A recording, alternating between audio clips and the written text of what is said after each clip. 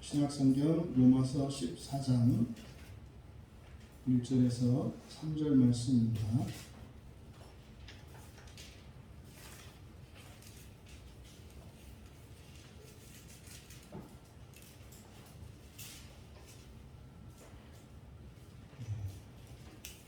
설교를 링크 시키느라고 조금 시간이 지출되니까 양해를 바랍니다.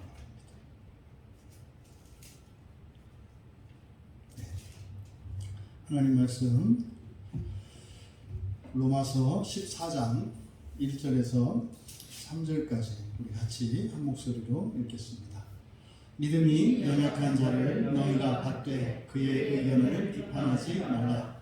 어떤 사람은 모든 것을 먹을 만한 믿음이 있고 믿음이 연약한 자는 채소만 먹느니라. 먹는 자는 먹지 않는 자를 업신여기지 말고 먹지 않는 자는 먹는 자를 비판하지 말라. 이는 하나님이 그를 받으셨음이라. 아멘. 설교의 제목이 먼저 믿음으로 받아라. 설교 제목과 1절의 내용을 비교해 보시면 의미가 좀 다른 것을 여러분들이 발견하실 수 있습니다. 먼저 우리가 이제 살펴보려고 하는 이제 로마서 14장 1절에서부터 이제 로마서 15장 7절까지는 바로 교회 공동체 안에서 발생하는 이런 갈등의 문제에 대해서 말씀하고 있는 겁니다. 그것을 이제 약한 자와 강한 자라고 하는 이런 대립 구조를 통해서 이제 바울 사도께서 우리들에게 교훈을 주시려고 하는 겁니다. 그러니까 이 세상의 교회가 생긴 이래로 단 한 번도 교회 안에 이런 갈등과 분열과 이런 다툼이 중단된 적은 없습니다. 만약에 그런 것이 있었다면 그 교회 아닙니다. 그럴 수가 없습니다. 그는 하나님 나라가 이 땅에 왔을 때나 가능한 거예요. 아닌데 우리 교회는 너무 편안하고 이런데 그럼 이제 되게 위험한 겁니다. 그는 이제 감각을 잃어버렸기 때문에 그게 뭔지 모르는 상태인 거죠. 그래서 늘 이 교회 안에는 그런 갈등과 이런 분열과 어려움이 항상 있는 거예요. 누누이 여러분 제가 강조를 드립니다만 이 세상을 사시는 동안은 절대적인 평화를 추구하지 마라. 문제가 없는 삶을 추구하지 마라. 편안해지려고 하지 마라. 그런 거 없어요. 거기에 넘어가는 거예요. 여러분 그 교인들이 생생하게 살아있는데 어떻게 가만히 있겠어요. 막 돌아다니고 이러는데 여러분 시소를 타는데 우리의 몸무게가 계속 변해요. 근데 두 사람이 시소를 타고 있는데 그냥 평형 상태로 그대로 유지된다고요? 그건 불가능한 거예요. 그럴 수가 없어요. 그래서 오르락 내리락 하면서 어떻게 시소 앞쪽으로 갔다 뒤쪽으로 갔다 뭐 이렇게 이제 하면서 이 세상을 살아가는 거예요. 그래서 이렇게 여러분 일상에서 일어나는 이런 갈등, 문제 이런 것으로 인해서 힘들어해라. 근데 힘든 것 때문에 힘들어하지 마라. 힘든 거예요. 이거 다 해요. 그리고 그 힘든 건 뭐예요? 지나갈 거거든요. 지나가는 힘듦이에요. 견뎌야 하는 거라고요. 그런데 힘든 걸 힘들어요. 근데 왜? 밥 먹으면서 밥 먹는 걸 힘들어하는 거예요. 이걸 내가 먹어야 되나? 그냥 드세요. 그냥 드시고 사세요. 그리고 딴 거 갖고 고민하세요. 그러니까 한 숟가락 먹으면서 꼭 이렇게 먹어야 되나 이런 거죠. 그 쓸데없는 걱정이고 쓸데없는 힘듦이거든요. 근데 이런 일들이 계속 일어납니다. 근본적으로 우리가 이제 여기서 이 교회 안에 일어나는 갈등과 여러 가지 문제들에 대한 이 근본적인 이해를 여러분들이 어떻게 하셔야 되냐면 사실은 이런 문제가 일어나는 것은 좋은 거죠. 우리들 안에 변화가 일어나니까 문제가 생기는 거예요. 예전에는 아무것도 아닌 것처럼 보였던 게 문제로 보이거든요. 어떤 사람에게는. 그러니까 문제를 제기하는 일이 일어나고 그렇죠? 또 문제라고 생각했던 사람이 이제 문제가 아닌 게 되면 그 사람의 삶이랑 이게 바뀌어요. 그럼 또 뭐 그래서 계속 변화가 일어나는 거예요. 교회는요 쉬지 않아요. 여러분 그 뭡니까? 이거 강이나 바다에 햇빛이 비칠 때 그 뭐 산란이라고 합니까? 뭐라고 합니까? 빛이 비칠 때 그 바짝바짝바짝 하시는 거 아시죠? 여울? 여울인가요? 그 뭐라 그래요? 물여울인가요? 뭔가요? 뭔지 뭐 얘기하는지는 아시죠? 물결에 그 햇빛이 비칠 때 잠시도 고정되어 있지 않죠. 물결이 움직이면서 빛이 반사될 때 그냥 무슨 신호를 보내는 것처럼 바짝바짝바짝 이게 교회예요, 여러분. 이렇게 윤술? 딱 예? 윤술? 아, 윤술. 윤술이라고 하죠. 윤술. 그런 거예요, 여러분. 여러분 인생도 마찬가지입니다. 그런데 자꾸 여기서 평화를 찾으려고 하고 안정을 찾으려고 하고 그래서 그거를 두려워하고 싫어하죠. 그럼 어떤 일이 일어날까요? 같은 사람들끼리만 모이려고 해요.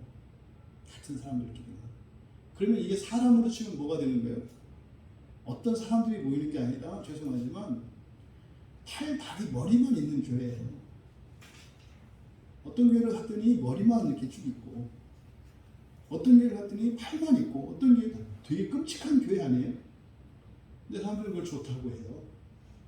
그걸 편안하다고 해요. 여러분 그거는 저기 무덤에 가면 그래요. 무덤에 가면 똑같아요. 고요합니다. 그 싸움 안 일어나요. 시체들은요 오늘 가도 그 자리에 있고 내일 가도 그 자리에 있고 모레 가도 그 자리에 있어요. 근데요 교회 안에 있는 사람들은 그런 사람들이 아니거든요. 근데 자꾸만 이 세상에서 그러니까 이 세상 교회에서 일어나는 갈등과 이런 것을 나쁜 것으로 생각을 한다고요. 그래서 특히 이제 우리나라는 그런 거 있어요. 그러니까 일반적으로 생각하는 어떤 기준, 이거 보통 우리가 정상이라고 해요. 정상에서 모자라거나 정상에서 넘치면 둘 다 힘들어요. 그러니까 넘치는 사람도 힘들어하고 모자라는 사람도 힘들어해요. 근데 아시죠? 정상이 얼마나 힘든지. 정상이 되는 일은 이게 일반적인 일이 아니에요. 그리고 실제로 이렇게 다 뜯어보면 정상인 사람 별로 없어요. 정상인 척 연기하는 거고 어떤 부분에 있어서 모자란데 정상인 척 하려니까 죽을 힘을 쓰면서 사는 거고 또 어떤 점에서는 좀 더 탁월한데 그를 잘못하면 돌 맞으니까 정상인 척 하려고 하니까 답답하고 지루하고 그런 거죠. 여러분 이 세상을 살아가는 목적이 무엇인지 잊지 마세요. 완전한 그 하나님 나라, 그 완전한 평화가 이루어지는 그 하나님 나라를 위해서 살고 있고 우리들 각자는 그 나라에서 그 나라를 완전히 누릴 수 있도록 완전한 존재가 되기 위해서 살아간다는 것, 이것을 잊지 마라.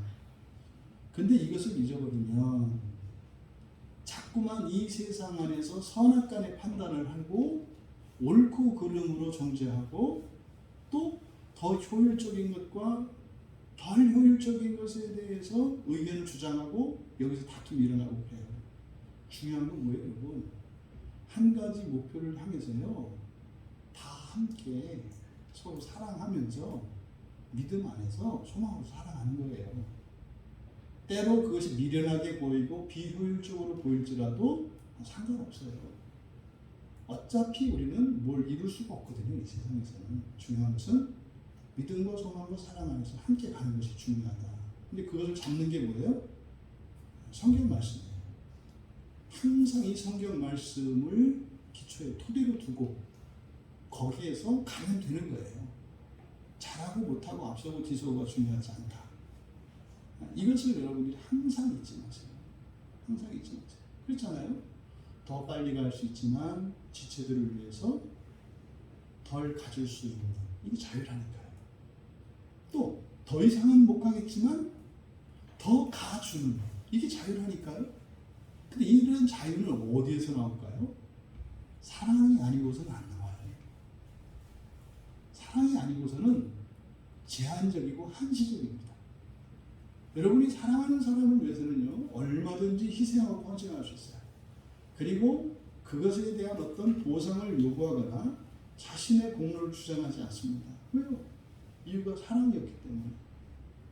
그래서 사랑의 빛 외에는 다른 빛을 치지 말라고 하는 이유가 그거예요.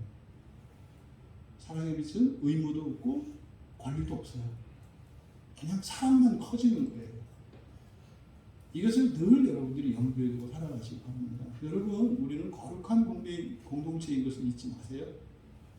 세상에 있지만 거룩한 공동체입니다. 이 세상에서 좀 더 경쟁력을 갖기 위해 모인 사람들이 아니라는 사실을 잊으셔서는 안 돼요. 이 세상에서 오히려 더 뒤처지는 것 같고 더 다른 사람들보다 열등한 것처럼 보일지라도 여러분들은 거룩한 공동체 안에 있는 거룩한 사람들이라는 것을 잊지 마십시오. 나의 명예와 나의 가치와 나의 영광은 그 거룩함에 있는 것입니다. 근데 이것을 잊어버리면 교회 안에 다툼이 일어나는 거예요. 다툼이 일어나요. 왜요? 하나님의 말씀이 절대적인 기준이 되는 것이 아니라 하나님의 말씀이 상대화되어 버리고 각자가 가지고 있는 이런 기준들이 절대화되어 버리면 신들의 전쟁이 이 안에 일어나는 것이죠. 여러분, 얼마든지 우리가 서로 달라도 화합하며 사랑 안에서 믿음과 소망으로 얼마든지 살아갈 수 있습니다. 얼마든지 살아갈 수 있습니다. 그 많이 사용되는 그 예화가 있잖아요.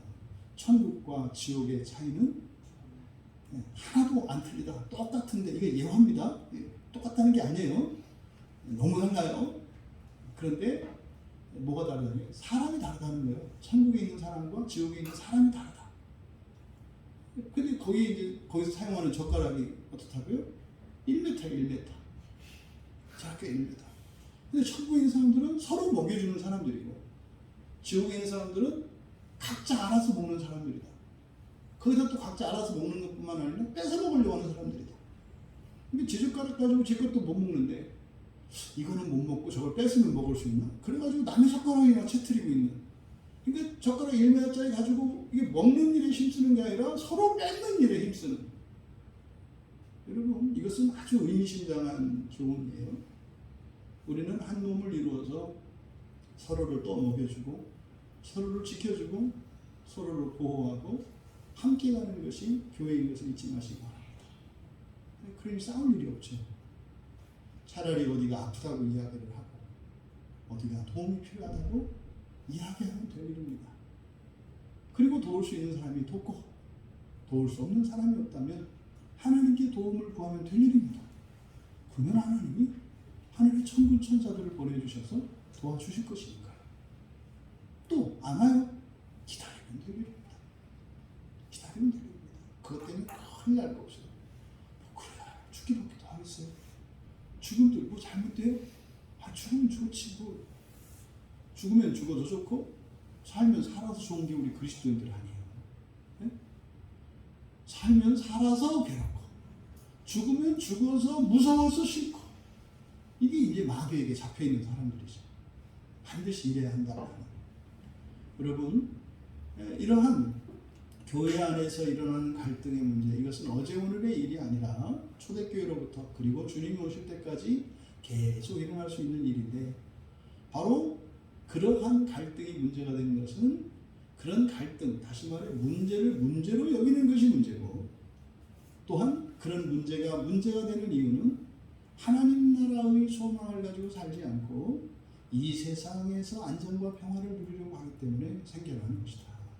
이것을 여러분들이 염두에 두시고 본문 말씀에 우리가 함께 은혜를 나누기를 바랍니다. 먼저 1절의 해석이 좀 잘못되어 있어요.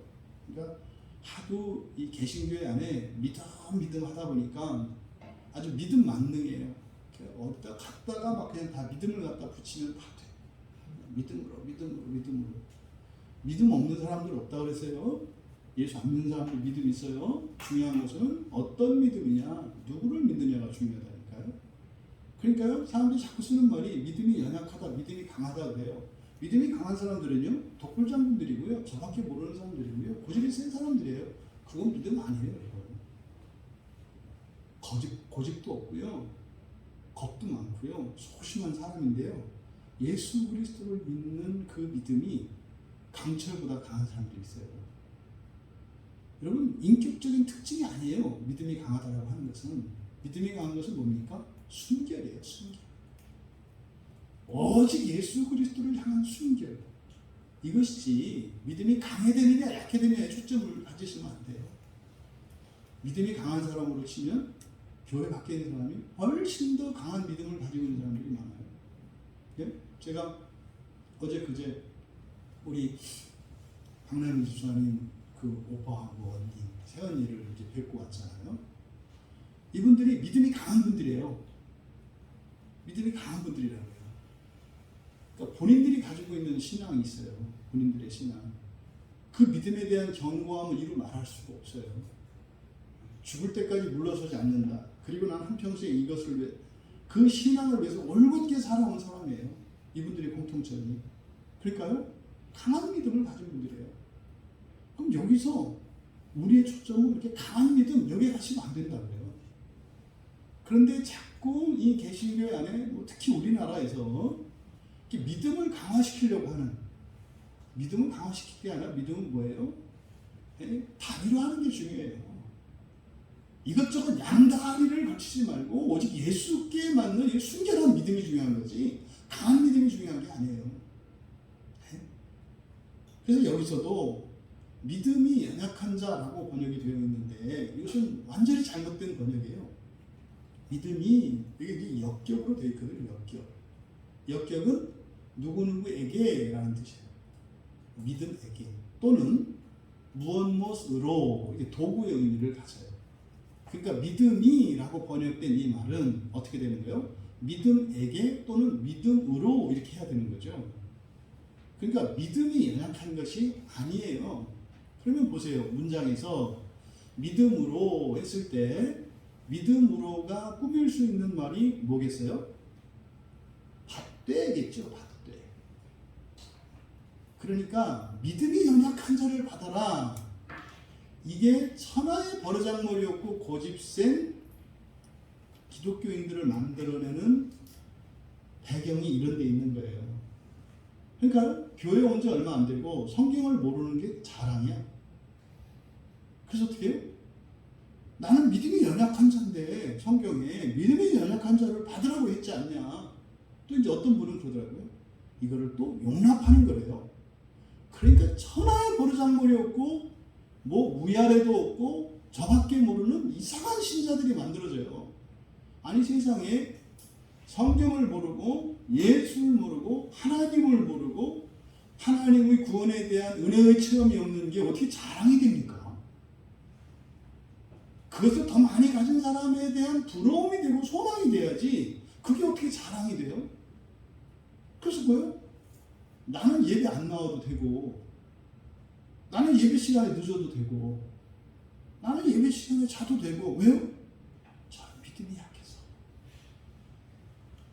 아니 어떻게 이런 생각을 하냐 이 말이에요. 근데 자꾸 이렇게 이야기를 하니까 여러분 부끄러운 거예요. 하나님 말씀을 몰라요. 하나님의 사랑을 몰라요. 부끄러운 거라니까요.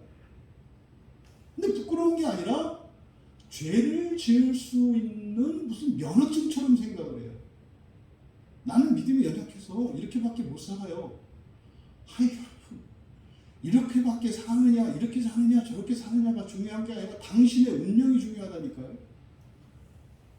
최근에 잠깐 말씀드렸는데 아니 어떻게 70년 동안 70년 전에 예수를 믿다가 40년 전에 승려가 되어서 살았던 분의 입에서 예수를 믿는 게 부활 때문이라는 말을 제가 들어야 돼요. 너무 놀랍잖아요. 스님의 입에서 예수를 믿는 이유가 부활 때문이래요. 스님 입에서. 근데 그분은요, 부활이 안 믿어진다는 거예요. 그러니까 예수를 믿는 건 부활 때문인 줄은 알겠는데 부활이 안 믿어진다는 거예요. 근데 그분도 그러니까 70년 동안 가지고 있었던 궁금증이에요. 그게 보니까. 왜냐하면 이분이 국민학교 때, 옛날 국민학교 때 예수를 믿었어요. 교회를 다녔다고요. 주일학교를 다녔더라고요. 그렇게 하다가 지금 뭐 43년인가 이렇게 지금 승려 생활 하신 지가 그렇게 되셨다니까 그분 연세가 지금 미수예요, 미수. 미수는 88세를 말하잖아요, 그죠? 그러니까 43년 정도 이렇게 했을 때 거기 빼면은 그러면 뭐 45세 때 이제 승려가 됐다는 얘기잖아요. 그러면은 열몇 살 때 예수를 믿다가 어쨌든 그 뒤로는 신앙생활을 한 것 같지 않아요. 또 뭐 결혼하고 이렇게 해서 신앙을 떠났던 것 같아요. 왜냐하면 시댁이 뭐 아주 뭐 독실한 뭐 불교식 아니고 뭐 이래가지고 떠났던 것 같아요. 그러니까 한 30년은 교회를 떠나 있었고, 그러니까 어렸을 적에 예수를 믿었고 그러다가 한 30년 정도는 교회를 떠나서 그냥 살다가 근데 그때는 교회를 떠나서 이제 불교 신자로 한 거죠. 그러다가 절에서 아주 그 존경받는 어떤 스님의 눈에 낙점을 받아서 그래서 스님이 되도록 천거를 받아가지고 스님이 된 분이에요. 그래서 스님으로 쭉 살았단 말이에요. 지금 88세가 됐어요. 그런데 그분의 마음속에 떠나지 않았던 궁금증이 계속 있었던 거예요. 예수를 믿는다는 것은 부활 때문에 믿는 건데 부활이 뭔지 모르겠다. 그러니까 아마 그분은 목탁을 두드리시면서도 부활에 대해서 고민했어요. 대자대비하신 부처님, 도대체 내가 이 부활이 믿어지지 않는데 이 부활에 대한 깨달음을 좀 주십시오. 아마 충분히 하고도 남았을 것 같아요. 왜 이렇게 툭 나오는 말이니까. 그분의 입에서 툭 나오는 말이에요. 예수를 왜 믿느냐? 부활 때문에 믿느냐? 이렇게 툭 나오는 말이니까. 여러분, 오늘날 우리 교회를 보십시오. 우리 교회 말고 이 시대의 교회를 보십시오. 아직도 부활을 믿느냐? 아직도 성경을 믿느냐? 이게 지금 교회의 이 시대의 실상이에요. 아직도 예수가 정말 죽었다가 다시 살아났다고 믿느냐? 아직도 예수가 하나님이라고 믿느냐? 이게 지금 정상적이라고 하는 교회 안에서 일어난 일이에요. 그러니까 이단들이 막 들고 일어났잖아요. 맞아. 예수만 하나님인 게 아니라 내가 하나님이야. 그래가지고 온갖 하나님들이 들고 일어나는 거 아니에요. 그러니까 이런 이단들의 뿌리는 어디예요? 정통신앙의 오염과 부패가 이런 이단 신앙의 토대가 된 거예요. 그리고 나서 그거를 뭐라 그래요? 무슨 말이에요? 이거는 뭐 하는 것 같아요? 자기가 자식을 낳아놓고 넌 누굴 닮았니? 너 닮지 누구를 닮아? 아니 지가 낳아놓고 누구를 닮았냐고. 이게 어디서 나왔냐고. 뭘 어디서 나와? 네 속에서 나왔지. 그리고 그걸 암만 잡아봐야 그거 어떻게 할 거예요? 자기 새끼를 죽일 거예요? 살릴 거예요? 근데 또 아니래. 아니라고 한다고 그게 아닌데 되나? 자식은 자식이지. 그러니까 이상하게 이게 또 끊어지진 않아. 그러니까 뭐 진짜 아들이 어떻고 가짜 아들이 어떻고 이런 뭐 말도 안 되는 이런 논쟁들을 하고 있는 이런 상황. 이게 왜 그렇다? 성경에 대한 잘못된 이해 때문에 그래요. 그러니까 지금 분명히 성경에서는 믿음으로라고 되어 있는데 이것을 믿음이 연약한 자 이렇게 해놓으니까 어떻게 해요? 의미가 완전히 바뀌어요.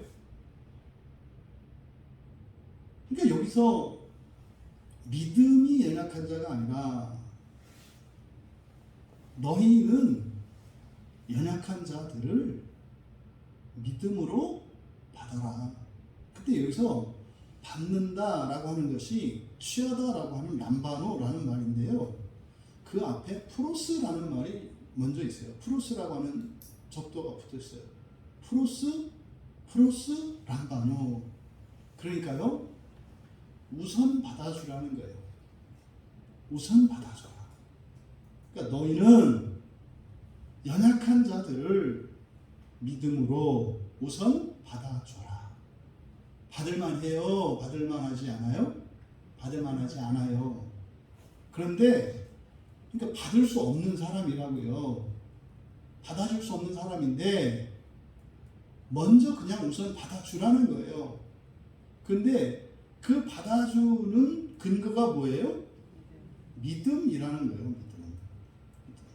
믿음으로 먼저 받아줘라. 이런 거죠. 네? 그 마감 시간이 됐어요. 마감 시간. 그래서 마감 시간이 됐는데 막 헐레벌 떠가지고 제가 다 가져왔는데 뭐 도장을 빠뜨렸어요. 네? 도장을 찍을게요. 근데 여러분 계약서를 쓰는데 만약 계약서를 쓰는데 도장을 안 갖고 왔대요. 그럼 계약서를 쓸 수가 있겠어요? 도장을 안 찍었는데 주인이 잘못될 수 있잖아요. 근데 도장을 안 가져왔어. 그럼 이제 부동산 중개사 분이 그런단 말이에요. 제가 보증할 테니까 계약서 쓰시고 계약금 넘겨주세요. 제가 보증 쓸 테니까요. 그러면 주인이 그 도장을 찍지 않았는데 계약서에 도장을 찍지 않았는데 계약을 한다. 여러분 그렇게 하면 안 돼요. 실제로는 절대로 그렇게 하시면 안 돼요. 부동산 거래하실 때는 반드시 신분을 주민등록증을 확인해야 되는 거고요. 등기부등본을 확인하셔야 되는 거고, 그리고 날짜를 정확히 보셔야 되는 거예요. 이게 오늘 뗀 건지, 그리고 주민번호는 맞는지, 사진은 맞는지 이렇게 대줘야 되는 거예요. 주민등록증 가짜 주민등록증을 줘도 대부분 사람들이 속는 거 아십니까? 다른 사람 얼굴이 붙어 있는데요, 대부분 속아요. 왜냐면 안 봐요. 그게 무슨 대부분 사람처럼 이렇게 해가지고 이런 부주의함이 그래서 망하는 거죠. 실제로 그렇게 하셔야 되고 지금 예화로 얘기를 하는 거예요. 그런데 계약을 한 것은 그 사람이 왜 계약을 한 거예요? 중개인을 믿고 한 거죠. 그러니까 아직 갖추어져 있지 않지만 받은 것은 중개인을 믿고 한 거예요. 여기서 믿음으로 받아라라고 하는 것은 바로 그런 얘기죠. 그래서 믿음으로 받아들여준다라고 하는 것은 누구를 믿는 거예요? 우리의 믿음은 예수 그리스도를 믿는 거예요. 예수 그리스도를 믿는 거예요. 여러분들이 항상 모든 인간관계의 기초는 믿음으로 받아주는 것이다 라는 것을 잊으시면 안 돼요. 그 사람이 그럴만해서 받아주는 게 아니라 뭐예요? 믿음으로 받아주는 거예요. 이게 이제 크게 착각하면 어떻게 돼요? 내가 자격이 있어서 받아주는 줄 알면 이게 이제 교회 안에 문제가 되는 거예요. 모든 것은 믿음으로 받아주는 것이다. 이것을 잊으시면 안 돼요. 그러니까 예수 그리스도께서 온전케 해 주실 것을 믿고 하는 거죠. 지금으로는 말도 안 되는 사람인데 받아주는 것은 뭐예요? 주님께서 그 사람을 변화시켜서 날로 새롭게 하시고 완전하게 하시고 그렇게 성숙시켜 나갈 것을 믿고 하는 거죠. 믿고 받아주는 거죠. 근데 문제는요, 이 연약한 자라고 하는 이 사람은 어떻게 하느냐? 자기가 받아줄 만한 그런 자격을 갖추고 있다고 생각을 해요. 왜요? 세상이라는 게 이유 없이는 하는 게 아니니까. 그러니까 나를 받아줬지만 저도 남는 게 있으니까 그렇게 했겠지라는 생각을 한다고. 이게 연약한 자들이 가지는 특성이에요. 그러니까 내가 완전하진 않지만 나도 내 밥값을 한다 이런 생각을 갖는다고요. 그러면 이 연약한 자들은 어떻게 해요? 문제를 일으켜요. 그래서 안정을 깨트리고 평화를 위협합니다. 그러니까 연약한 자를 믿음으로 받아준다는 일은요, 사실은 불가능한 일이고 그렇게 하면 안 되는 일로 받아들여지는 거예요. 왜? 잘못하거든요. 잘못하는데도 그것을 받아주는 게 지금 믿음으로 받아주는 건데, 예수를 믿고. 여러분, 그러니까 이 연약한 자임에도 불구하고 받아주었을 때 오히려 그것으로 인해서 공동체가 위험해지고 고통이 가중되는 일들이 일어나요. 그럼 그때는 받아줘야 되는 내용이 받아줘야 될 게 아니라 뭐 해야 되는 거예요? 고쳐야 되는 거잖아요. 가르쳐줘서 바로 잡아서 고쳐야 된다는 생각을 하게 돼 있어요. 근데 그 실수를 그냥 두면 안 되고 바로 잡아야 한다는 생각이 있어요. 그게 잘못된 생각이 아니죠. 선한 의도를 갖고 있어요. 선한 목적을 갖고 있어요. 그래서 그것을 어떻게 해요? 고쳐줘야 된다고 생각하지 그것을 받아줘야 된다고 생각하기 어렵다니까요. 그런데 여기서는 왜 그래요? 어떻게 해요? 믿음으로 받아주라는 거잖아요. 믿음으로. 그러니까 그런 연약한 사람들을 받아줄 때는 무엇이 요구가 된다? 믿음이 요구가 된다는 뜻이죠. 믿음으로 받아 이게 아니라 그는 절대로 받아줄 수가 없는 것인데 바로 믿음이 요구되는 거죠. 우리들이 믿음 하는 게 이럴 때 사용되는 거예요. 믿음이라는 게. 그러면요, 내가 겪는 고통과 심지어는 손해와 어려움들 이것까지도 하나님께서 보상해 주실 것을 믿는 거예요.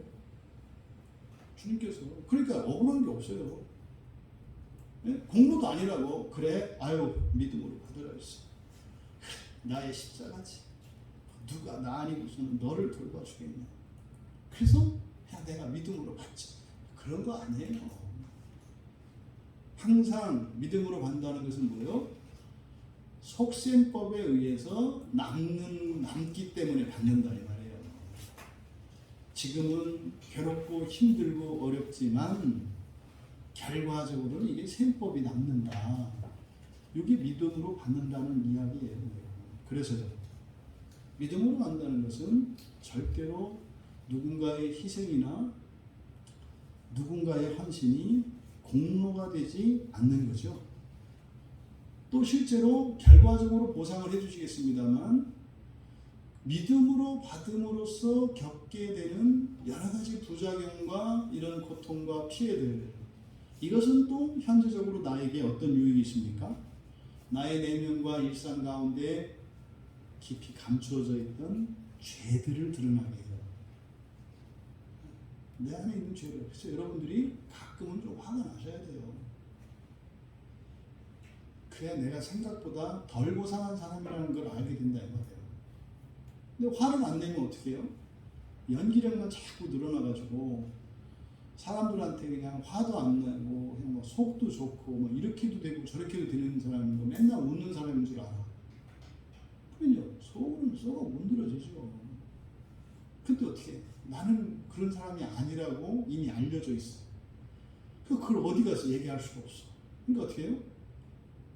우리의 영혼이 병들게 돼요. 마음이 병들게 돼요.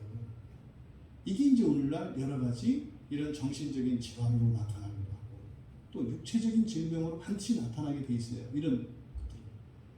차라리 대나무밭에 가서 그냥 임금님께는 당나귀라고 외치는 게 낫지.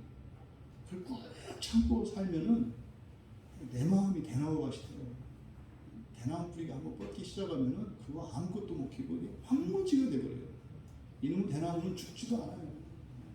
막 난도질에서 잘라버리면 거기서 또 탁 나가지고 이 대나무밭은 무서운 거예요. 농사꾼들에게.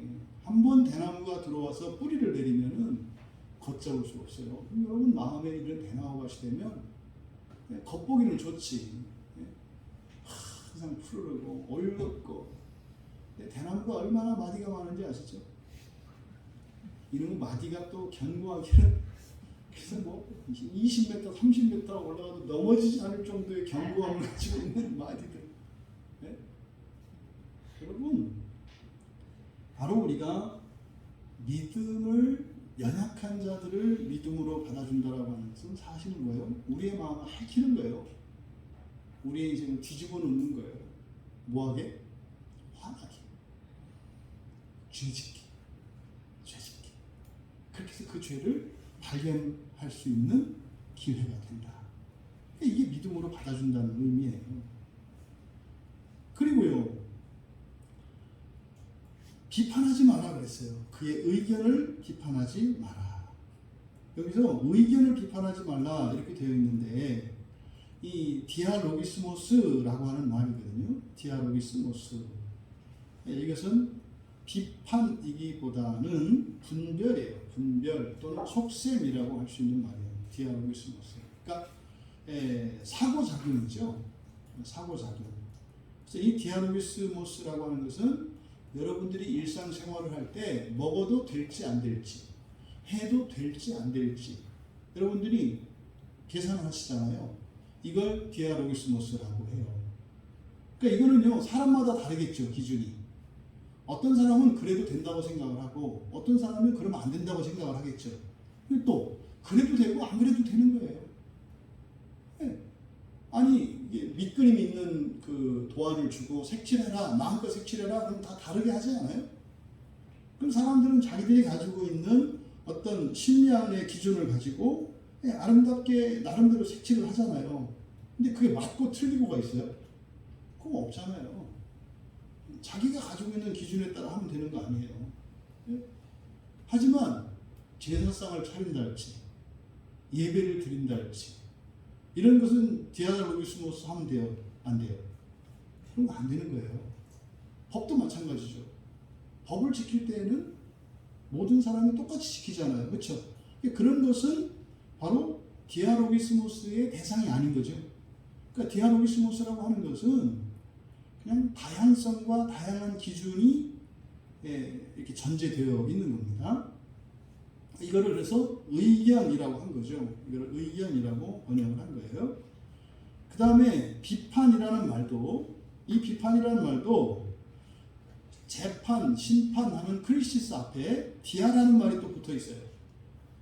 디아는 여러 갈래 여기를 통하여, 그래서 여기저기 이런 뜻이에요. 그러니까 여기에서 말하는 디아크리시스라고 하는 것은 절대적인 기준에 의해서 판단하는 게 아니에요. 이것도 뭐예요? 그냥 분별하는 거죠. 근데 이것은 여기서 말하는 이 비판은 주관적이고 상대적인 거예요. 어떤 사람은 뜨거운 게 좋고 어떤 사람은 차가운 게 좋잖아요. 어떤 사람은 맨날 뜨거운 아이스 아메리카노를 마시고 어떤 사람은 차가운 아이스가 아니지 그냥 차가운 커피를 마시죠. 왜요? 자기의 판단이 나는 이게 좋다고 하니까. 그러니까 그것을 이제 강한 사람은 이제 어떻게 해요? 이제 저 같은 사람은 차가운 커피는 몸에 해롭기 때문에 뜨거운 걸 마셔야 돼. 그래서 차가운 걸 못 마시게 해. 이거는 여기서 말하는 이 디아크리시스가 아니죠. 그냥 크리시스예요. 왜? 내 기준을 절대시하는 거니까. 그래서 차가운 커피를 마시면 막 야단치고 화를 내는 거예요. 또 그거를 마시느냐. 그렇게 하면 안 된다. 갖다 버리라고. 그래서 뭐 뜨거운 거 갖다 이거 마시라고. 이게 크리시스예요. 이게 크리시스. 근데 디아크리시스는 그런 게 아니에요. 각자 자기가 그때그때 따라서 먹고 싶은 거 먹고 그 기준 자기가 가지고 있는 상대적 기준에 따라서 하는 거예요. 그래서 여기서 의견을 비판하지 말라라고 번역한 내용을 직역하면 그들의 그러니까 속셈의 분별 뭐 이렇게 되겠네요. 속셈의 분별을 위하여 하지 마라. 그러니까 속셈의 분별을 위하여 하지 마라. 그러니까 요는 지금 1절에서 말씀하고자 하는 내용의 요는 뭡니까? 판단의 대상으로 삼지 말라는 거예요. 이때 판단의 대상할 때 이 비판이라고 하는 것이 크리시스가 아니라 디아크리시스라고 그랬잖아요. 그러니까 그냥 성경이라고 하는 절대적인 기준이 아니라 그냥 각자가 가지고 있는 상대적인 어떠한 기준도 그 대상에게 적용하지 말라는 거예요. 그래서 일체 뭐야? 1절 판단의 대상으로 삼지 마라. 그러니까 잘하는 것도 없고 못하는 것도 없고 해야 될 것도 없고 하지 말아야 할 것도 없고 그냥 내놓는 상태죠. 지금 1절에서 하는 내용이 1절의 말씀이 바로 그런 내용이에요. 왜 그래요? 그 사람은요, 연약한 사람은요, 자기의 기준이 있어요. 자기의 기준과 자기의 법이 있어요. 근데 이것은 모든 사람들이 가지고 있는 자기 기준, 자기 법처럼 가지고 있어요. 그래서 이거는요, 어떤 기준이 있는 게 아니기 때문에 이게 판단의 대상이 되지 않아요. 근데 사실은 기본적으로 하나님 말씀을 알고 그 하나님의 말씀을 받아들이고 또 그렇게 하나님 말씀을 따라 살고자 하는 인격적인 동의를 가진 사람이라야 신앙적인 조언이든 일상생활의 조언이든 이게 가능한 거예요. 여러분 교회 안에서 맨날 성경 얘기만 하는 거 아니잖아요. 네? 먹는 얘기도 하고 입는 얘기도 하고 노는 얘기도 하고 다 하잖아요. 근데요 연약한 사람들에게는요 심지어 그냥 먹는 이야기를 해줘도 그게 화날 수 있어요. 일주일 그래서 상황 그 사람들한테 어떻게 해요? 무엇이 좋다 나쁘다 이런 이야기를 하지 말라 이 말이에요. 그냥 마음껏 안에 있는 것들을 토해낼 수 있도록 내비둬라. 마음껏 토해낼 수 있도록 장을 열어줘라. 이게 지금 1절에서 얘기하는 거예요. 여러분, 우리가 이러고 살아야 될까요? 이러고 살아야 돼요? 이게 하늘 아래 일이라면 이렇게 살면 안 돼요. 근데요, 하늘 위에 하늘, 하나님 나라를 위해서 이렇게 살아가야 된다고 얘기를 하는 거예요. 그러니까 지금 여기서 지금 로마서에서 다루고 있는 주제가 절대로 이 세상을 살아가는 삶에 대한 이야기로 이해를 해서는 지나친 도덕, 사람이 지킬 수 없는 도덕을 강요하는 것처럼 여겨요. 받아들이게 돼 있어요. 그래서 그리스도인들로 하여금 자꾸 가식적이고 위선적인 사람들을 만들어내요. 속으로는 미워하면서 겉으로는 미워하지 않는 척, 사랑하는 척 한단 말이에요. 왜? 우리는 타고난 연기력이 있기 때문에. 그 사람은 내가 자기를 미워한다는 생각은 꿈에도 못하지. 왜? 내가 사랑하는 연기를 좀 하고. 또 그랬더니 또 그래, 나는 위선이 없어. 나는 속과 같이 달라. 그래도 또 미운 걸 또 드러내네. 나는 정직해. 이게 이제 제가 이제 한 30대 때 살았던 그런 삶의 방식이었어요. 최소한 나는 위선은 아니야. 부끄러운 거지. 정직한 게 아니라 부끄러운 거지. 그것도 모르고 또 이렇게 살았죠. 여러분, 이게 우리의 본성에 변해서 하나님 되는 일 때문이 아니고 하나님 나라에 들어가는 일 때문이 아니면 이렇게 사는 것은 정신 나간 짓이거든요. 왜 그렇게 살아요? 네? 기쁘고 즐겁고 행복하게 살기도 모자라고 짧은 인생인데 왜 그러고 살아요? 그걸 왜 참고 살아요? 그러니까 그만둬버리는 거 아니에요. 다. 그게 정상이에요. 그게 그만둬버리는 게. 네? 너무 힘들잖아요. 상식 이하잖아요. 멀상식하잖아요. 그러니까 뭐예요? 무서워서 피하는 게 아니라 더러워서 피하는 뭐가 있잖아요. 그렇게 생각하고 이 세상에 있으면 피해가게 돼 있는 거예요. 절대로 그 묻히고 안 살아가죠. 근데 지금 1절에서 뭐라는 거예요? 묻히고 살아가라는 거예요. 믿음으로. 왜? 그게 금으로 바뀔 거니까. 그래도 들어. 그래도 바뀌어도 싫어. 뭐 이런 거지. 하나님 나라를 위해서가 아니라면 그렇게 살아야 될 이유가 없어요. 근데 그걸 잊어버리면 어떻게 될까요? 더 이상은 받아줄 수가 없는 때가 와요. 그건 받아줄 수 있고 없고의 문제가 아니라 목표를 잃어버린 거죠. 그래서 일체 판단의 대상으로 삼지 마라. 언제까지? 하나님의 말씀을 최소한 알고 그것을 자기 법으로 받아들이기로 동의하고 그리고 그렇게 살겠다고 하는 인격적인 이런 동의와 결단이 있기 전까지는 연약한 자를 먼저 받아줘라. 먼저 받아줘라. 덜 됐지만 받아줘라. 그냥 받는 게 아니라 먼저 받아주는 거예요. 먼저 받아줘라. 왜? 주님이 온전하게 해주실 것을 믿고. 그리고 이제 2절에 가면 어떤 사람은 모든 것을 먹을 만한 믿음이 있고 믿음이 연약한 자는 최소한 먹느니라. 여기서는 지금 어떤 사람과 믿음이 연약한 자를 서로 분리시켜 놨어요. 여기서 믿음이 연약한 자, 여기서 마찬가지로 믿음이 연약한 자라고 하는 것은 1절에 대한 잘못된 오역을 이제 2절에 확장시키는 거예요. 이게 1절에서 믿음으로 받아라라는 말을 믿음이 연약한 자라고 번역을 해버리니까 이제 그 뒤까지 이제 완전히 소설을 쓰는 거예요. 이제 이걸 완전히 바꿔버리는 거죠. 그래서 2절을요, 그대로 직역하면 이렇게 됩니다. 모든 것을 먹을 수 있다고 믿지만, 모든 것을 먹을 수 있다고 믿지만, 누가? 연약한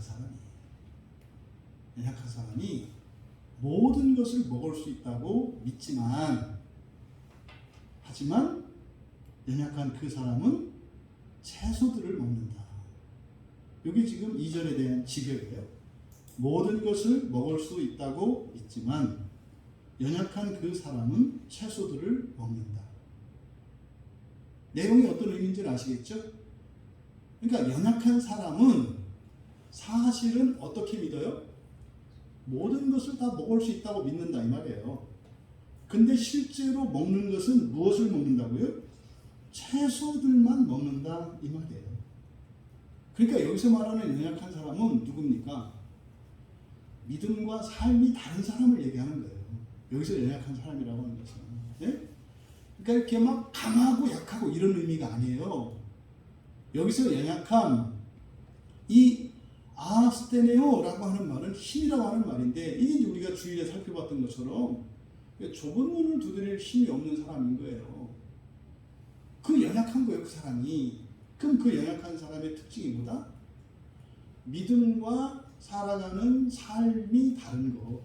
이것을 지금 이게 연약한 사람이다 라는 것을 설명하는 겁니다. 그런데 여기에 먹다라고 하는 동의어가 있어요.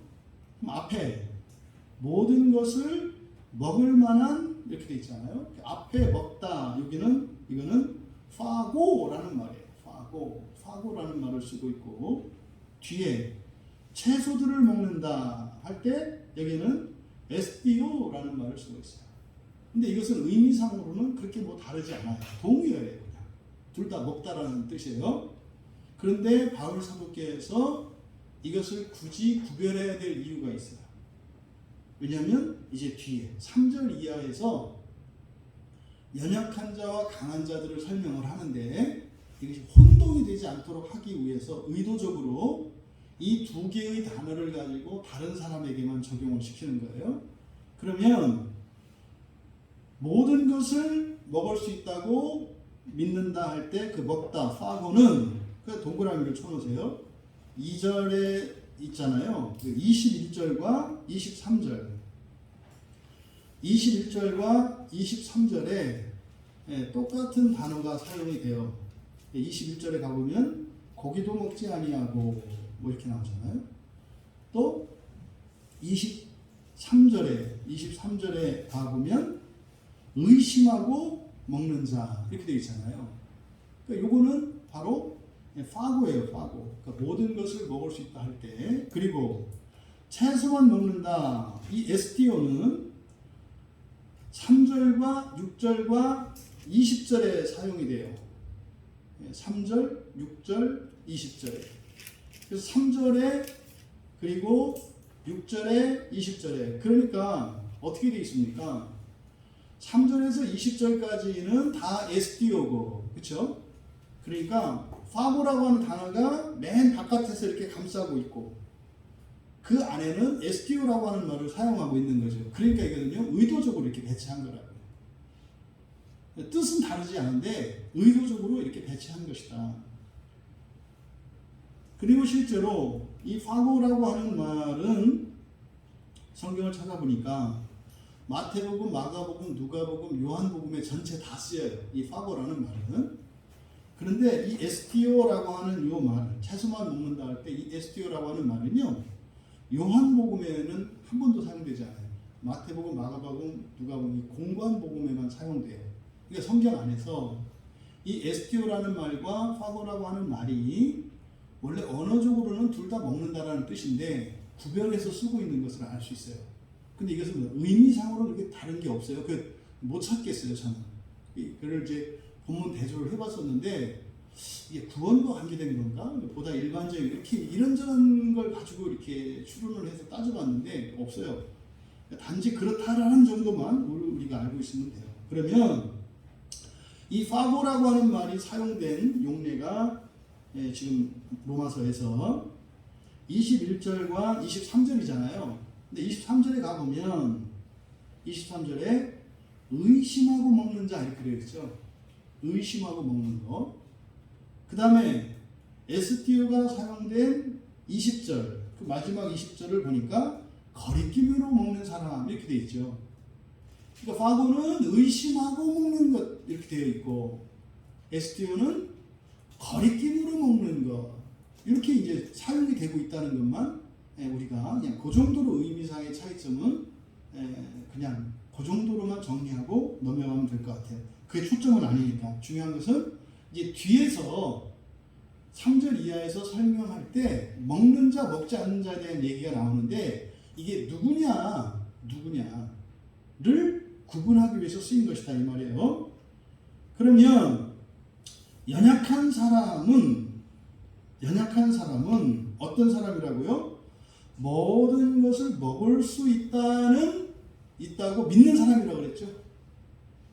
그러니까 어떤 거예요? 아니 뭘 이거 먹으면 어떻고 저건 먹으면 어떻고. 이제 대표적으로 예를 들어서 술을 가지고 얘기합시다. 교회 안에 이제 우리나라 교회에서 이게 적용하기가 쉬워요. 어떤 사람은 술을 먹어도 된다고 생각하는 사람이 있고 어떤 사람은 먹으면 안 된다고 생각하는 사람이 있잖아요. 그러니까 좋은 예예요. 물론 여기서 대상이 되는 것은 고기거든요. 고기는 우상의 제물이기 때문에. 그래서 항상 고기는 전부 다 제물로 쓰고 난 그 제물들을 먹는 것이기 때문에. 그러니까 그래서 이 고기를 먹을 때는 이 우상 숭배와 관련되어 있어요. 그래서 이 초점은 이제 고기를 갖고 이야기를 합니다만 오늘날 우리들은 뭐 고기 갖고 그런 생각 안 하잖아요. 근데 더 나아가서 유대인들의 정결규례와 관련해서 이걸 적용할 수가 있어요. 유대인들은 모든 음식을 먹을 수가 있지 않아요. 돼지고기는 못 먹는다고요. 책임질을 안 하니까. 이런 게 있죠. 정결한 짐승이 있고 부정한 짐승이 있어서 불결한 건 못 먹어요. 먹을 수 있는 고기가 있고 또 먹을 수 없는 고기가 있다 이 말이에요. 유대 구약의 율법에 의하면. 그래서 구약의 음식 정결 규례와 또한 관련시킬 수 있는 거예요. 오늘날도 저기 뭡니까? 안식일 교회나 또 그 안식일 교회에서 이렇게 갈라진 하나님의 교회나 거기서는 구약의 음식 정결 규례를 절대적으로 지켜야 된다고 믿고 있죠. 그 사람들은 고기를 먹으면 안 된다고 생각하는 사람들이고 우리들은 그냥 막 먹어도 된다는 사람들이고 그래서 이 음식 고기를 가지고도 그럴 수 있고 또 우리 그리스도인들 내에서는 우리는 이제 일단은 교회 내에서 생각을 하니까 술을 가지고 우리 한국 기독교인들은 이것을 이해하면 되겠죠. 그러니까 연약한 사람들이 가지고 있는 특징 뭡니까? 진리 절대 안 된다고 하는 이런 진리를 거부하는 진리 상대성이 있어요. 절대라는 것은 없다. 절대 해야 되거나 절대 안 된다는 것은 없다. 이게 진리의 상대성이에요. 진리의 상대성. 너도 옳고 나도 옳고 그런 거지. 뭘 꼭 그래야 되느냐. 그런 거죠. 만약에 여러분 이 코로나 사태가 일어났는데 절대로 예배에서 드려야 된다. 이게 절대성이죠. 그걸 절대화하는 거죠. 그게 사실은 이제 뭐예요? 뒤에 가면은 채소만 먹는다고 그랬죠. 그럼 이 사람은 어떤 생각을 갖고 있어요? 채소만 먹어야 한다는 또 절대성을 가지고 있죠. 근데 그거는 뭐예요? 성경의 근거가 아니라 자기 판단이죠. 자기 판단 기준에 의해서 그래서 자율성을 스스로 억압하는 인간의 자율성을 억압하는 자기 기준에 대한 절대성을 갖고 있어요. 진리에 대해서는 상대성을 갖고 있고 자기의 생각과 자기의 법에 대해서는 절대성을 갖고 있는 이게 누구예요? 연약한 자다라고 설명하는 거예요. 그럼 여러분 초대교회 당시에 이런 사람들이 누구예요? 바리새인들이잖아요. 바리새인들이 연약한 자들이에요. 자기들이 정해놓은 법은 절대적인 거고 그렇죠? 또 성경대로만 하는 건 안 되는 거예요.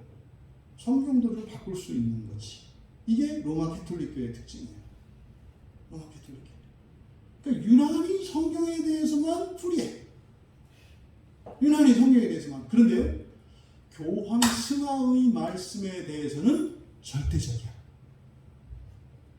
그러니까 오늘날 가톨릭 사람들이 기분 나쁘겠습니다만 기분 나쁘다 할 수 없죠. 그 사람들을 뭐라고 한다? 연약한 사람이라고 지금 로마서에서 이야기하고 있는 거다. 그럼 그게 뭐 이렇게 천주교인들만 갖고 얘기를 하느냐? 교회에서도 마찬가지예요. 교회에서도 뭐 그런 거 있잖아요. 설교는 담임 목사의 설교만 들어야 한다. 책은 성경만 봐야 한다. 대통령은 기독교인만 되어야 한다. 이런 사람들을 뭐라고 하고 있다? 연약한 자라고 하고 있다. 연약한 자라고 하고 있다. 이걸 우리가 2절의 말씀에서 알 수 있는 거예요. 그러니까요, 어떨 때는 막 성경에서 막 목숨을 걸어. 근데 어떤 때는 성경을 헌신짝처럼 여겨. 그런 거죠.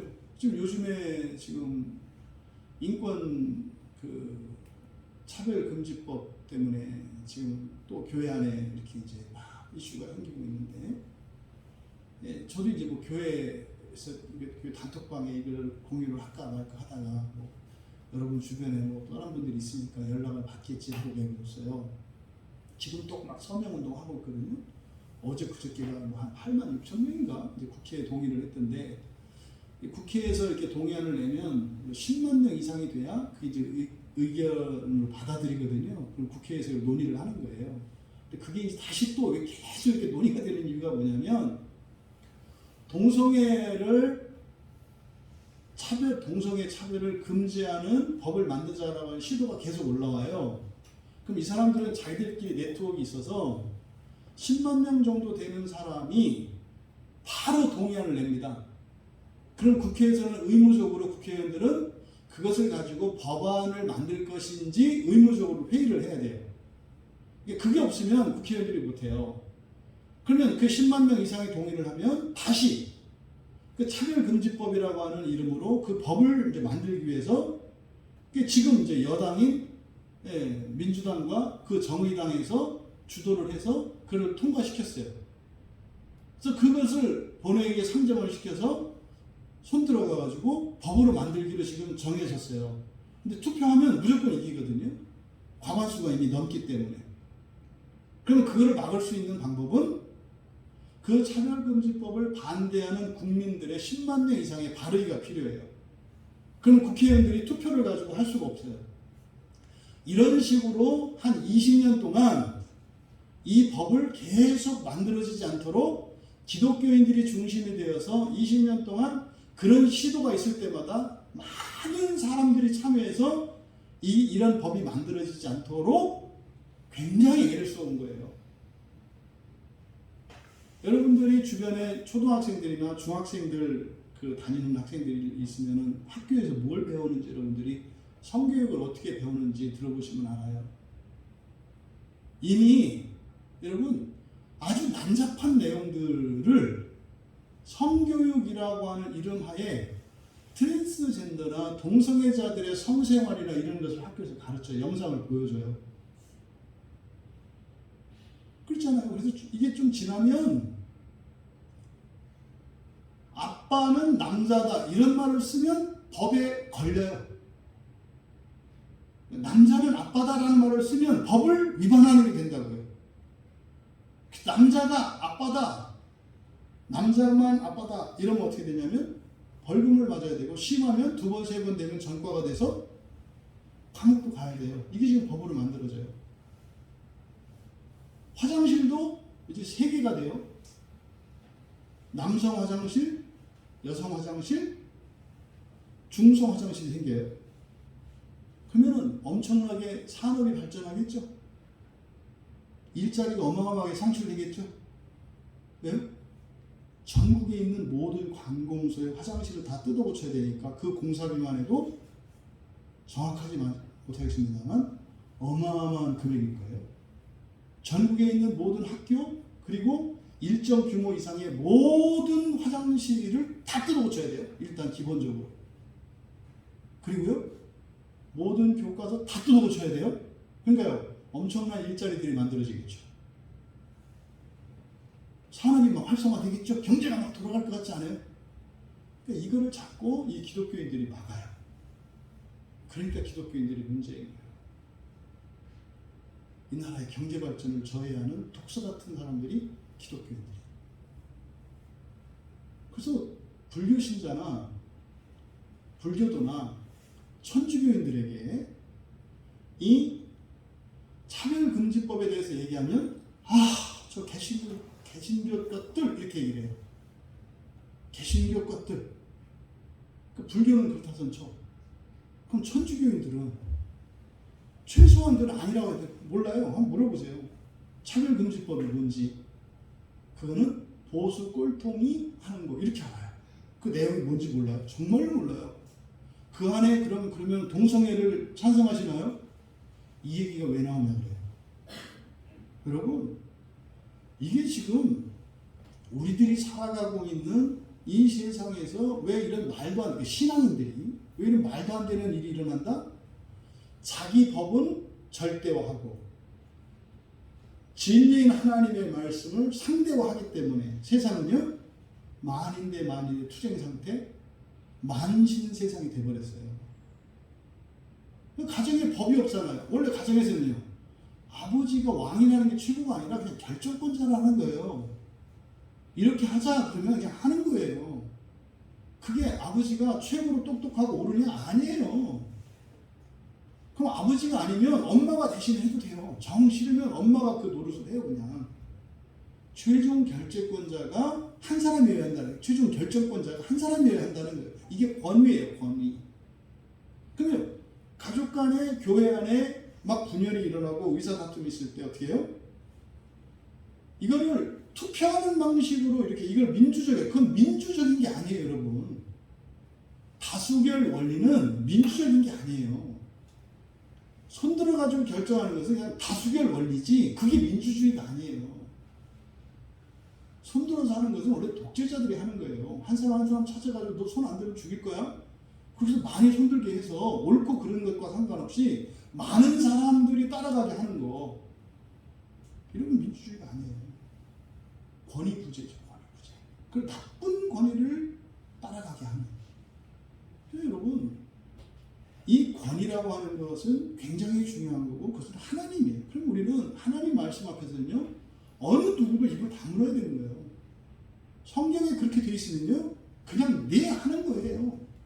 그러면 교회가 아무리 의견 다툼이 일어나다 하더라도 갈리거나 분열이 일어나는 일은 없겠죠. 그렇죠? 또 그럼 그게 모든 것을 다 그렇게 하냐? 아니에요. 다양성을 열어놨다니까요. 이렇게 생각해도 되고 저렇게 생각해도 해도 되는 다양성도 열어놨다고요. 중요한 것은 뭐다? 하나님의 말씀은 절대적인 것이다. 그렇다고 해서 그것이 각 개인의 이런 기준과 이러한 것들을 무시하지는 않는다. 다만 개인과 개인의 생각과 법이 충돌할 때 이럴 때는 무엇으로 이것을 조화를 이루고 통일시킨다? 하나님의 말씀으로. 그래서 오히려 개인 간의 다름이 일시적으로는 충돌을 일으키지만 결국 이것을 통해서 하나님의 뜻을 드러내게 되고 그 안에서 통합을 이루어가니까 이게 바로 헤겔이 말하는 변증법이에요. 정반합. 근데 이 합은 사람들의 합의가 아니라 근데 사람들은 이 합의를 어떻게 만들어내요? 손들어가지고 만들어낸다고요. 손들어내가지고. 근데 성경은 하나님 말씀을 하는 거죠. 그러면 정반 합의되었을 때 하나님의 말씀으로. 근데 우리가 온전하지 않잖아요. 그러니까 거기에 대한 또 다른 반이 나와요. 그럼 이걸 가지고 또 충돌하고 토론하다 보면 요 안에 온전히 우리가 하나님 말씀을 온전히 이해하지 못했던 이런 허점들과 약점들 때문에 반이 생겨요. 그럼 이런 토론의 과정과 이런 걸 통해서 하나님의 말씀이 더 정교해지고 온전해지죠. 이렇게 하면서 점점 성경을 드러내면서 가도록 되어 있는 거예요. 이것이 바로 2절에서 말씀합니다. 그리고 실제 우리들이 교회 안에서 가정 안에서 이런 분열과 갈등을 겪는 이유다. 그러면 이제 3절에 가면 이제 3절에서 먹는다라고 하는 말이 이제 계속 나와요. 먹는다. 4번 나오거든요. 먹다라고 하는 단어가. 예, 이 먹다는 바로 보다 채소만 먹는다 하는 에스티오다. 에스티오. 그러니까 지금 3절에서 먹는 자는 뭘 먹는 거예요? 채소를 먹는 거예요. 고기가 아니에요. 채소를 먹는 거예요. 채소를. 그러니까 이거를 고기를 먹는 것으로 바꾸니까 연약한 자와 약한 자에 대한 이해가 바뀌어요. 그래서 고기를 먹을 수 있는 사람은 마치 신앙이 있는 믿음이 강한 사람들이고 재물을 먹어도 된다는 믿음을 가진 사람 이런 식으로 이제 이해가 되거든요. 근데 여기서 먹는다고 할 때 바로 이것 때문에 2절에서 에스티오와 화고를 나눠서 이렇게 구별해서 사용한 것이다. 그러니까 3절에서 먹는 자, 먹지 않는 자는 무엇을 먹고 무엇을 먹지 않는 거다? 채소를 먹지 않는 거다. 채소를 먹는 걸 말한다. 채소를 먹고 채소를 먹지 않는 것을 말한다. 대부분 근데 3절을 고기를 먹을 수 있는 자 이런 식으로 많이 이해를 하죠. 바로 그런 실수를 바울 사도가 사전에 예방하도록 바로 파고와 에스티오를 구분해서 쓰고 있다. 그러니까 채소를 먹는 자는 그 3절을 그 채소를 먹는 이 에스티오의 의미를 이제 부과해서 의역을 한다면 그런 거겠죠. 채소를 먹는 자는 채소를 먹지 않는 자를 업신여기지 말고. 그러니까요, 누가 더 우월감을 가지고 있다는 거예요? 채소를 먹는 사람들이 우월감을 가지고 있다는 거예요. 그러니까 뭡니까? 고기를 안 먹고 채소를 먹는 사람들이 우월감을 가지고 있다는 거죠. 이게 뭐예요? 맥주를 안 마시고 사이다를 마시는 사람들이 우월감을 가지고 있다 이 말이에요. 네? 탄산음료로 쏘는 거나 맥주의 탄산이나 사이다의 탄산이나 뭐가 틀려? 사이다는 설탕이고 맥주는 호프라고 하는 차이지. 네? 근데 그 알코올 도수가 없다 그래서 우월감을 갖는, 그리고 알코올이 있는 음료를 마시는 사람을 업신여기는, 그렇게 하지 말라는 거죠. 그렇다고 또 그러면 술 마시는 사람들이 가만히 있나? 절대로 그렇지 않죠. 응? 또 먹지 않는 자는 먹는 자를 비판하지 마라. 여기서 먹지 않는 자는 사실은 채소를 먹지 않는 사람이라고 그랬죠. 그러니까 뭘 먹는 사람이에요? 고기를 먹는 사람이죠. 그러니까 고기를 먹는 사람은 채소를 먹는 사람, 고기를 먹지 않고 채소를 먹는 사람을 비판하지 마라. 이렇게 됩니다. 왜냐하면 이는 이것이 왜냐하면입니다. 왜냐하면 하나님도 그를 먼저 받아주시기 때문이다. 그래도 플러스 남반으로 쓰고 있어요.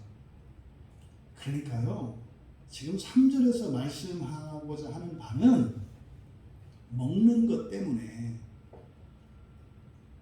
이것은 더 나아가 구약의 음식의 정결규례까지 포함된다고 그랬어요. 구약의 율법 때문에, 또 이때 당시에 재물 논쟁 때문에, 재물로 사용됐던 고기를 먹는 것 때문에 먹어도 되느냐 안 되느냐가 중요한 게 아니라는 거예요. 뭐 하지 말라는 거예요?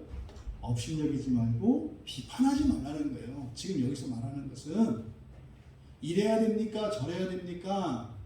이게 중요한 게 아니라 너희들이 서로 업신여기고 서로 비판하는 게 문제라는 거예요. 비판하고 업신여기는 게 문제다.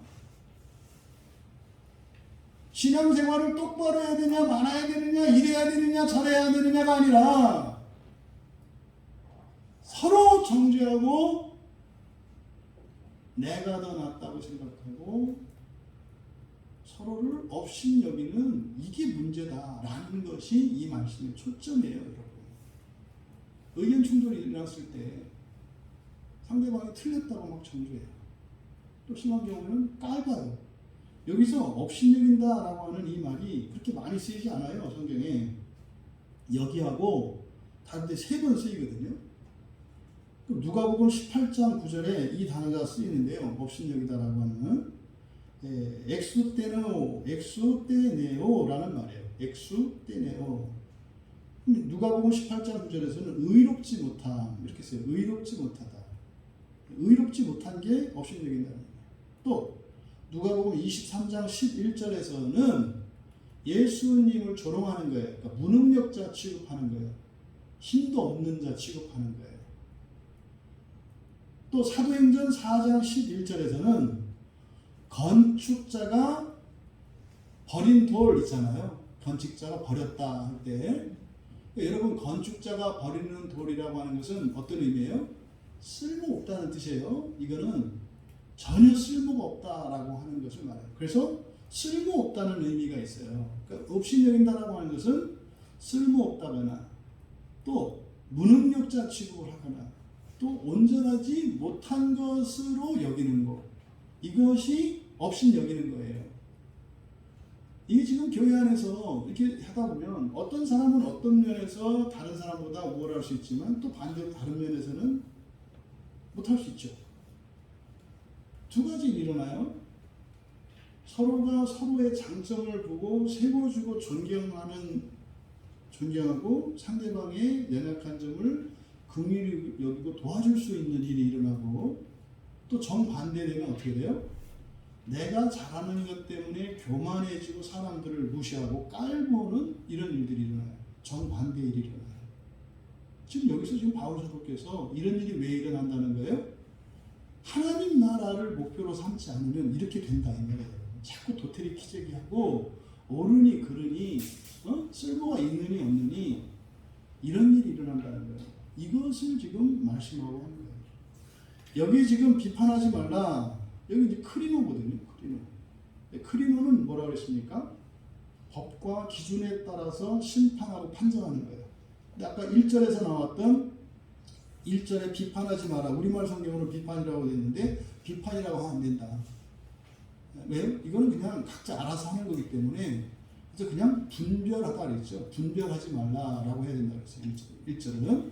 그래서 1절의 그 비판이라고 하는 이 말과 3절의 비판은 다르다. 3절의 비판은 법과 정확한 기준에 따라서 심판하는 크리노를 말하고, 그리고 1절에 비판하지 말라 할 때 이 비판 디아크리시스, 이거의 동사형은 디아크리노거든요. 그러니까 크리노 앞에 디아가 붙어요. 그러니까 디아크리노는 뭡니까? 절대적인 기준이 아니에요. 그러니까 이걸 뭐라 했어요? 아디아포라의 문제라 그랬죠. 이래도 되고 저래도 되는 거. 여러분 예배에 참여하실 때 옷 아무거나 자기가 원하는 거 입으면 되잖아요. 그런데 제가 볼 수 있죠. 아, 누구는 무슨 색깔을 좋아하는 거구나. 이렇게 분별하는 거예요. 분별은 사람의 우열을 결정하지 않아요. 아, 누구는 어떻구나. 누구는 그럴 수 있는 거라니까요. 그래서 이 디아크리노와 크리노를 구분을 하셔야 돼요. 3절에서 뭐 하지 마라? 디아크리노. 판단하지 마라. 판단하시는 분은 누구세요? 하나님이 괜찮다는데 왜 여러분들이 뭐라고요? 하나님도 부족한 거 다 아신대요. 알고 받으셨대요. 네? 믿음으로 받으셨대요, 하나님이. 지금 받을 사람이 아무도 없대요. 근데요, 예수를 믿어서 다 먼저 받아준 거래요. 여러분들이 세례 받을 때 먼저 받아준 거래요. 누구 때문에? 예수를 믿고, 예수님을 믿고 하나님 아버지가 받아준 거래요. 근데 왜 너희들은 먼저 믿음으로 받아주는 게 아니라 믿음을 감춰버리고, 그것도 하나님의 말씀이 아니라 내 법을 따라서 왜 사람을 분별해서 정죄하는가? 여러분, 말씀을 정리합니다. 교회 안에는요, 약한 자가 있고 강한 자가 있습니다. 근데 이거는 항상 바뀌어요. 어떤 부분에서는 내가 약한 자고 어떤 부분에서는 내가 강한 자도 되는 거예요. 서로가 약한 자와 강한 자의 역할을 서로가 교차적으로 하는 거예요. 어떤 사람은 이렇게 정해져 있지 않아요. 그래서 여기서 강한 자라 했을 때 막 교회에서 강하고 주장 이렇게 보시면 안 된다고 그랬어요. 그렇죠? 왜냐하면 여기서 약한 자에 대한 사도 바울의 설명을 보면 오히려 당시에는 강한 자로 보이는 사람들이 약한 자다. 근데 이것은 어떻다? 우리 안에 강한 것과 약한 것이 있다는 것. 두 번째, 교회 안에서는 어떻게 해라? 믿음으로 그냥 받아주는 거다. 이게 교회다. 믿음으로 받아주는 거다. 이것을 기억하셔야 돼요. 그때 믿음으로 받아준다는 말에는 처절한 마음이에요. 왜? 그 뒤로 그것을 감당하려면 믿음이 이루어지기까지는 엄청난 어려움과 손해를 감당할 수 있어요. 세상 일로 보면은 죽어라 하고 도와주지만 욕먹는 일이거든요. 예수님이 죽어라고 제자들을 데려다가 권세도 주시고 권능도 주시고 성령도 주시고 이렇게 하지만 배반당하거든요. 원래 그런 거예요. 원래. 근데 그걸 알 수 있고 모를 수 있어요. 뭐 때문에? 하나님 나라를 목표로 살아가느냐, 이 땅을 목표로 살아가느냐. 세상 일로 보면은 억울하고 분통 터지는 일이고 괘씸한 일이고 용서될 수 없는 일이에요. 근데 이해할 수 없는 이런 일조차도 우리의 본성을 변화시키기 위해서, 이 세상을 하나님 나라로 만들기 위해서 이런 과정을 꼭 가야 되는가 보다. 우리 조상들이 걸어갔던 죄의 길이 이렇게 지독하고 혹독한 거였구나. 나는 그렇게 하지 말아야지. 그렇게 해야 돼. 왜 그래가 아니라 나만큼은 더 이상 이런 끔찍한 세상을 만드는데 기여하는 어리석은 자가 되지 말아야지. 정말 하나님의 사람으로 살아가야지. 이렇게 결단을 해야 되는 거죠. 먼저 믿음으로 받아줘라. 세 번째로는 절대로 교회 안에서는 업신여긴거나 비판하지 마라. 업신여긴거나 비판하라. 이거는 절대로예요. 왜요? 하나님 말씀이니까. 어떻게 그럴 수가 있어요? 그럴 수 없어요. 근데 그렇게 하지 말라고 그래서 그렇게 안 한다는 얘기는 아니에요. 절대로 그렇게 하지 말라고 해도 절대로 그렇게 할 거니까. 뭐만 알면 돼요? 절대로 그러면 안 되는 일을 내가 하고 있구나라는 것만 알면 돼요. 그럼 어떻게 돼요? 이건 고쳐야 되는 거라는 것만 알면 돼요. 이게 중요해요. 그럴 때 오라!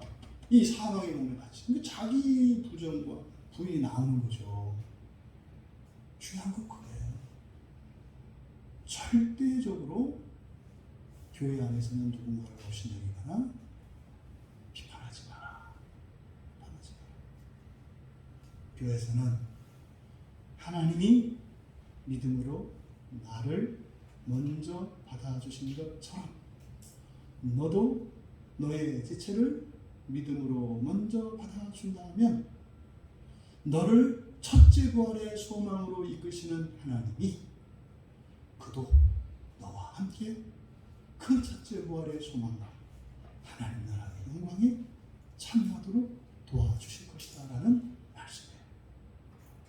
여러분, 하나님 나라를 소망하며 살아가는 거룩한 여러분, 이 세상에 참 찾아보기 힘든 여러분, 이 세상을 살아가는 수많은 사람들과 구별된 거룩한 자들로 먼저 믿음으로 받아주고 살아가시는 우리 모두 되시기를 주님의 이름으로 축원합니다. 우리 말씀을 생각하며 잠시 기도하면서 나가겠습니다. 여러분,